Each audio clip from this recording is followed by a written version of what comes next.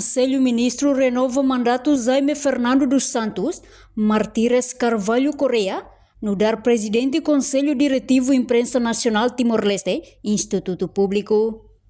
Governo lihusi reunião Conselho Ministro quarta-feira lorn Ronaldo Reis em Rua Fulan Janeiro, Tinaring Rua Ronaldo Reis em Lima, e a Palácio Governo de Li, onde aprova projeto de resolução governo que apresenta os ministro presidência Conselho Ministro, a Gil Pereira. Vice-ministro Assunto Parlamentar, Adérito Hugo da Costa afirma decisão ne baseia na capacidade técnica, experiência, no competência comprovada, nebe hatudo ona e a gestão entidade idanenian. Onde reconhece katak, continuidade e desempenho função sira, se garante isenção, imparcialidade sira nebe precisa.